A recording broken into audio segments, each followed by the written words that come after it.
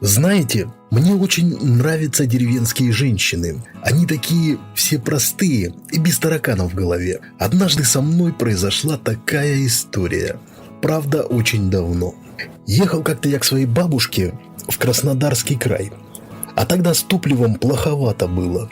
Заправки только в ближайших городах. Да и они часто стояли закрытыми. Одним словом, социализм. А значит, все и везде дефицит. Ехав и где-то на полдороги собирался подзаправиться, а то только хватает на одну сторону. Подъехав к заправке, сунув краник в бензобак, пошел к кассе расплачиваться. Как тут открываю кошелек, а там пусто. Жена все вытащила. Я сначала и не поверил, а потом стоял и думал, что делать дальше. Домой обратно ехать, что ли? Но решил все-таки ехать по пути и подобрать кого-нибудь. Ведь по дороге будет еще один город, там и подзаправлюсь. Немного проехав за город, смотрю, стоит девушка с сумками на обочине и тянет руку. Я обрадовался, подобрал ее. Она как раз в моем направлении ехала. Едем, и тут она заявляет, что у нее нету денег со мной расплатиться. «Да, а как же ты без денег-то едешь?» – спросил я. Она и говорит тогда: «Когда бесплатно, иногда договариваемся. Денег-то я где наберусь? И в колхозе сейчас почти и не платят». Я стал объяснять ей ситуацию, в которую попал, и что мне очень нужны были деньги. «Ну как будем договариваться?» – спрашиваю я ее. Немного засмущавшись, она говорит, что могу натурой рассчитаться. Съехав с дороги, заехал в какие-то кусты. Выходим, она начинает раздеваться. Снимает с себя юбку, трусики и подставляет задницу. «Давай», — говорит, — «быстрее». «А что, мы куда-то торопимся?» — говорю я ей. «Я так не могу. Ваши деревенские, может, и чпокаются там раз в неделю. А я могу и 3 раза в день». «Ну, делай, — говорит, — тогда как хочешь». Повалив ее на травку, стянул с нее шмотки, начал лапать ее всю. Затем начали целоваться. Так налыбызались, что она и ноги свести вместе не может. «Да, — говорит, — хорошо ты шпилишься. Я и не знала такого». Ну, через пару минут мы собрались и поехали. Проехав километров 20, она говорит: «Еще хочу». Я был не против свернуть опять с дороги. Так и ехали. Возле каждого куста останавливались. Ну вот подъехали к ее деревне. Там же и на окраине тормознулись. Затем подвез ее к дому. «Подожди, — говорит». Вышла с машины с подкосившимися ногами и пошла во двор. Затем возвращается с мужем. У него канистра в руках. Поздоровался с ним. Он поблагодарил, что жену подвез, и заправил меня.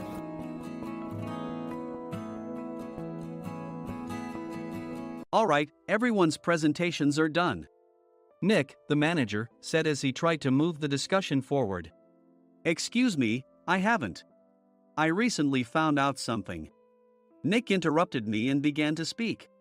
There's apparently someone in this department who didn't graduate high school and is just a part-timer. Meetings should be for employees only. Absolutely right. His lackey, Mike, of course, agreed with Nick. I'm leaving. After leaving the meeting room, I started to shut down my computer. I noticed that an email had arrived, not in my personal inbox, but in the company's shared email. Thinking, there's no point in speaking up, no one will listen, I went home quietly. The next day, I heard a commotion from Nick's desk. He was staring at his computer screen, his face pale. "Nick, is something wrong?" Mike looked at the screen with him. And he turned even paler than Nick.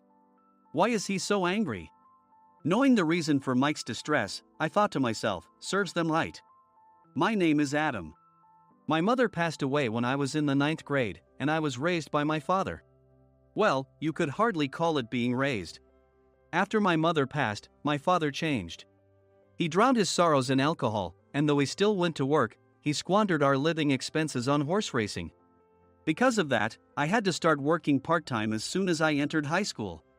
Every month, I went to the convenience store with bills in hand that couldn't be auto-deducted from my father's account. Even though I endured it because I didn't want to be alone, I reached my limit in my 2nd year of high school and dropped out. I found a live-in job at a distant inn. Thank you for everything. The day I left home, my father, still staring at the TV, spoke. Take care. That was our last conversation. Back then, 18 wasn't the age of majority, so I needed my father's permission to work, and I couldn't hide my place of employment. Yet, my father never visited me even once. I kept working just to survive, and before I knew it, I was 42. Years of hard work paid off, and I was transferred to the headquarters. I was thrilled to be recognized by the company, as I thought I'd be working in the field until retirement due to my lack of formal education. Listen up. Our work can change the future of our employees. Don't drag us down. On my first day after the transfer, Nick, dressed in an expensive suit, spoke sternly. There was a reason for this. Our inn was located in a prominent tourist destination, known so well that everyone in the state could sing its commercial jingle. At its peak, we had 5 locations within the state. But that was long ago. Due to financial difficulties and aging facilities, only the place where I had worked for many years and the original establishment remained. I was prepared to lose my job anytime, but now there was a glimmer of hope. With the rise of social media, the tourist area where the inn was located started gaining attention again. Depending on how hard the sales department, where I was transferred, worked, we could either thrive or be forced to give up this prime location to the new hotel chains continuously popping up. For Nick, who had switched careers from another industry to strengthen our sales, this was a battle he couldn't afford to lose. I understood why he had to be strict. I will do my best. Nick sneered at my enthusiastic declaration. Did you not hear what I said? I'm sorry. I thought I was listening carefully. Out of habit from years of customer service, I apologized reflexively, though I had no idea what had offended him. Someone was watching me with a smirk. In this department, there are those who are expected to excel and those who have been shoved here because they have nowhere else to go. You are the latter. It was Mike, the section chief. He's 7 years younger, at 35. But he was called to headquarters much earlier than I was and had been moving around within the headquarters ever since. I'm not jealous, but I can't accept that he's my boss.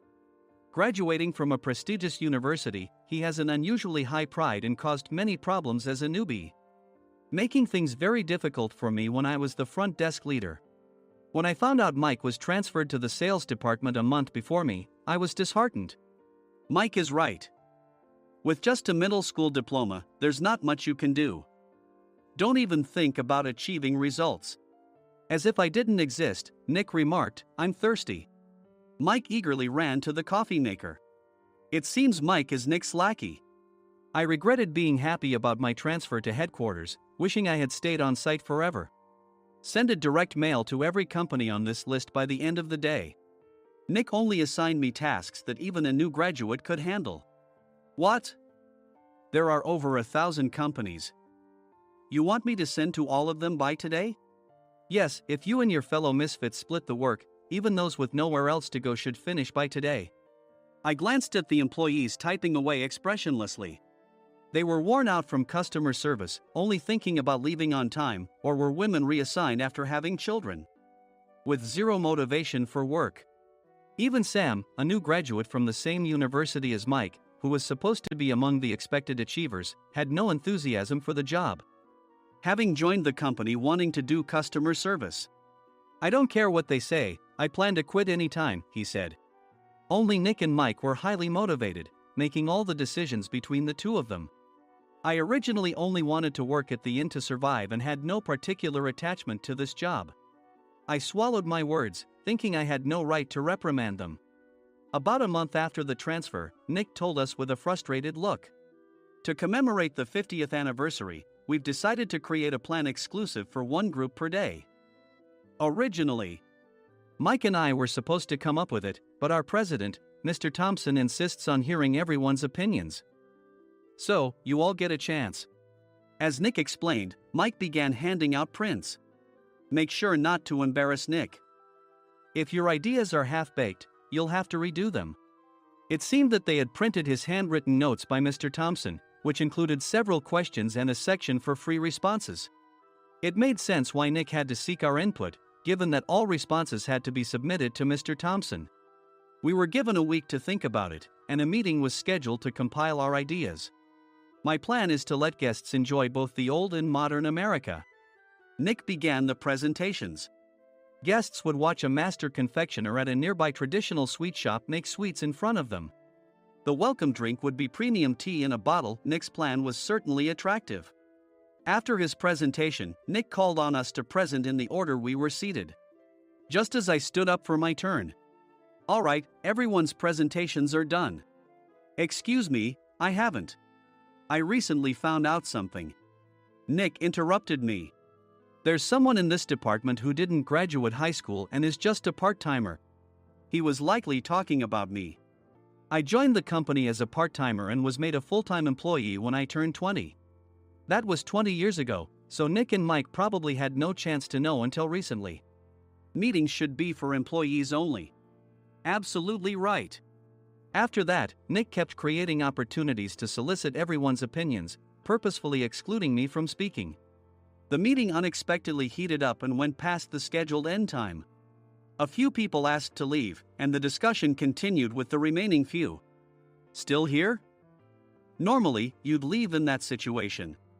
Though I had no attachment to the job initially, hearing kind words from customers made me want to make them happier.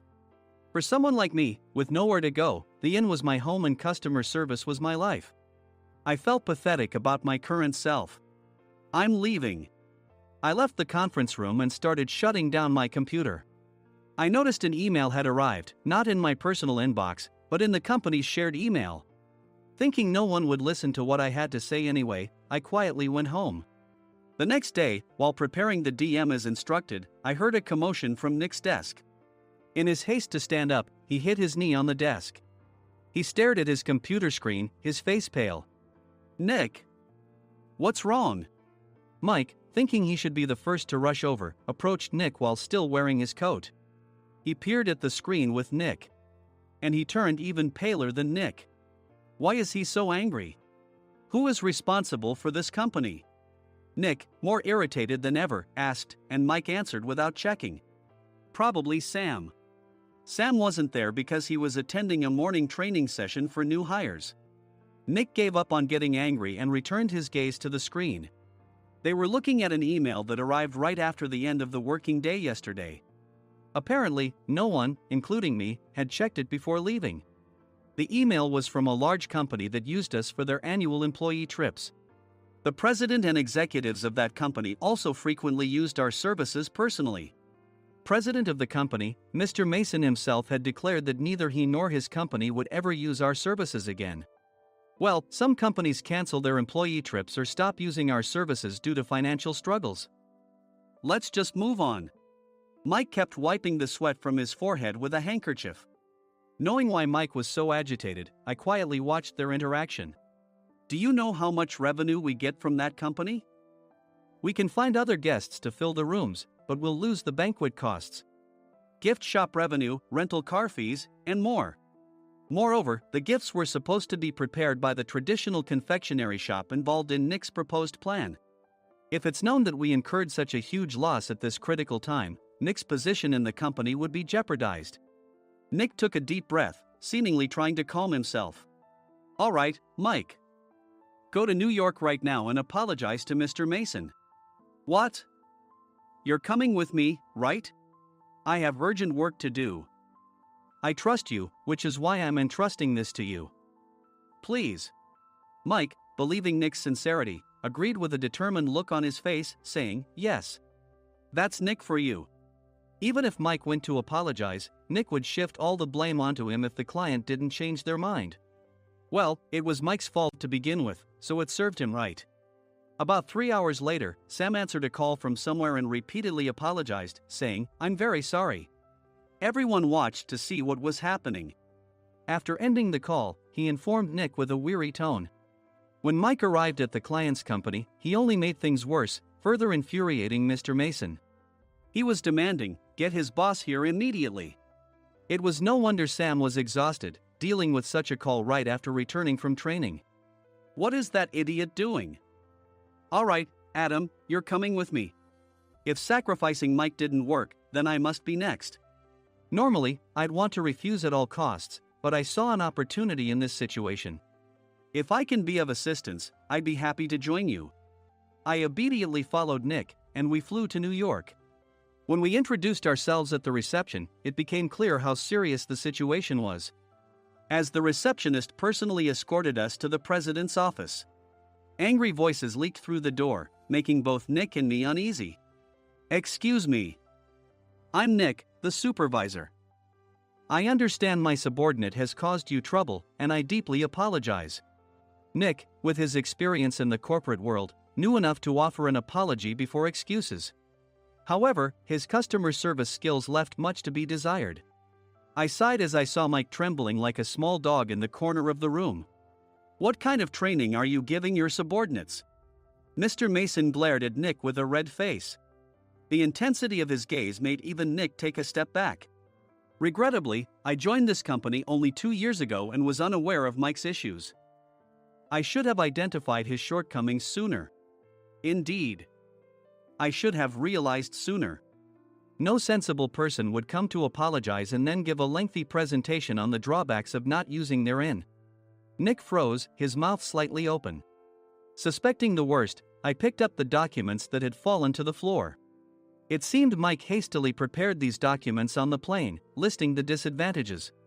Disadvantage 1: if you change the venue for the company trip, employees might suspect it's for cost-cutting reasons, leading to a negative impression. Reading it aloud half-jokingly, Nick snatched the papers from my hand and checked the contents with a furious expression.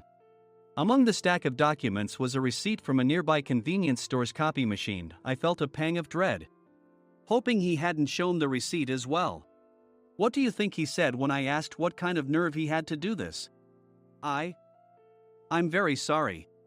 Faced with the dire situation, Nick must have thought there was nothing left to do but apologize. In a voice smaller than I'd ever heard from him, he uttered words of apology. He said, "I'm a Harvard graduate. I don't believe I said anything wrong." "Mike, what have you done?" Forgetting his plan to pin the blame on Mike, Nick yelled loudly, even in front of Mr. Mason. "I didn't do anything wrong." "You're still saying that? Look at him." Mike pointed at me with a shaking hand. "I was assigned to headquarters in my 20s and now I'm a section chief. This guy only made it to headquarters at 42. Everything I've done proves I was right.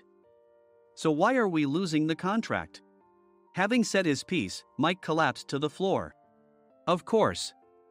You were sent there because you had nowhere else to go." Mike never expected to hear such words from someone he looked down upon. He lunged at me, and Nick hurriedly stepped in to stop him. "Mr. Thompson told me Mike is a quick thinker, and to take good care of him." There's no way he was pushed aside. "Don't make things worse here. He didn't say quick thinker, he said only quick-witted, didn't he?" I don't remember that part. I recalled the many troubles Mike caused when he was a newbie. When Mike was on the front line, his pride was so high that he never apologized to customers. Customer service, especially in our job, doesn't work alone. It brings both good and bad situations. If the front staff or housekeepers made mistakes, or the cleaning company didn't properly clean a room, one had to apologize to the customers regardless of personal fault. Mike, in such situations, would never apologize, insisting he wasn't at fault. This often angered customers, and as the front desk leader, I frequently had to apologize on his behalf. He caused complaints and disrupted operations, which is why he was quickly moved to headquarters. In departments where he didn't interact directly with customers, his quick thinking was beneficial and things went well. But it seemed his flaws were starting to show. Corporate reservations are supposed to be entered into the system by the sales representative. But a quick check yesterday revealed that more than 10 items were missing from the client's reservation. The handover document clearly stated what needed to be prepared. Why didn't you enter it into the system? Why do we have to give them special treatment? Filling rooms near the banquet hall, setting up all the food in advance. Specifying the brand of wine, they're too demanding. No wonder he always angered customers, I thought, feeling a headache coming on. Grouping them in rooms near the banquet hall is for our benefit too. It makes it easier for the staff to set up beds and serve breakfast since everyone's schedule is synchronized. As for the other requests, Mr. Mason suggested them to lighten our load. I didn't know that. Nick finally seemed to realize that Mike was the one who had angered the client. What did you say to them? I just told them we wouldn't give them special treatment anymore. We shouldn't waste effort on things that don't bring in money. I was utterly exasperated at his lack of understanding of customer service. Of course, we shouldn't comply with unreasonable demands. But carrying over successful practices from past stays makes customers feel remembered and enhances their experience. Good memories encourage repeat visits. That's part of our job. I looked down at Mike, who was sitting on the floor. In our job, nothing is a waste. Mr. Thompson likely moved you to the sales department, hoping you'd finally understand this. How do you think he feels now that you've failed to meet his expectations? Mike, tears in his eyes, fled the president's office. I was amazed he still hadn't apologized. You have it tough, Adam. It's okay, we're all employees of the same company. I deeply apologize for this disrespectful incident. Especially after all the care you've shown us. If it weren't for you, Adam, I really would have stopped staying here. When I heard you were moving to the sales department, I was willing to reconsider if you handled it. Seeing us talk so amicably, Nick's face contorted. Do you two know each other? Adam's service is excellent. I always requested him specifically.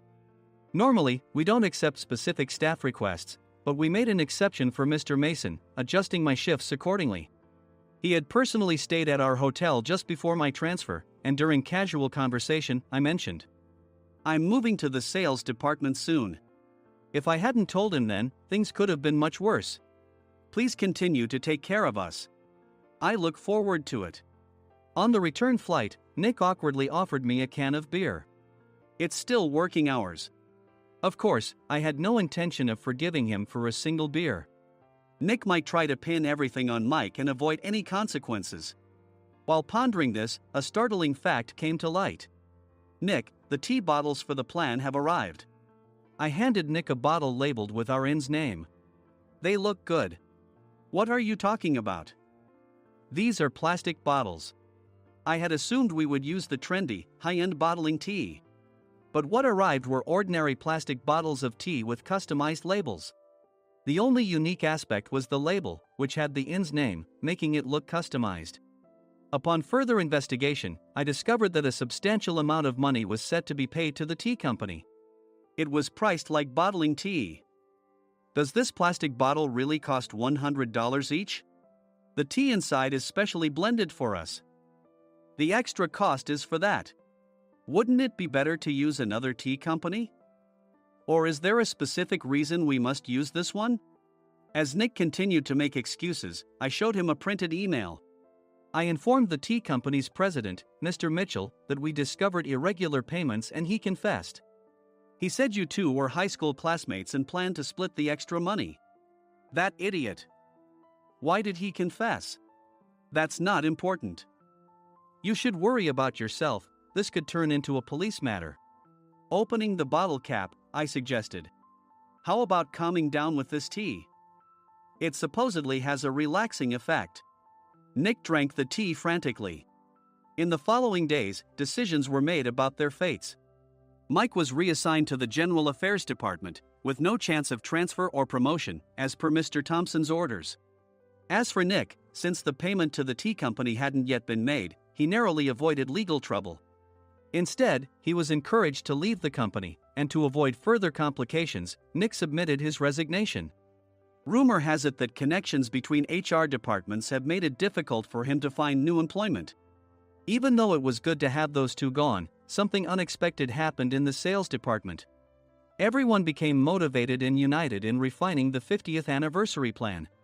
In the end, my plan was adopted. We collaborated with the Tourist Information Center to provide personalized guides. The plan, tailored to the number of guests, was truly special for the 50th anniversary. Hey, is Adam's family coming to stay?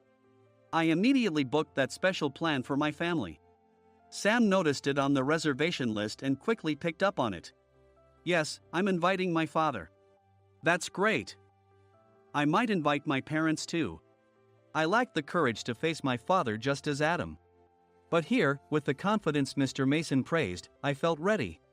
The 50th anniversary plan was a perfect opportunity to reconnect with my father. I hope to bring back the days when we could laugh together as we once did.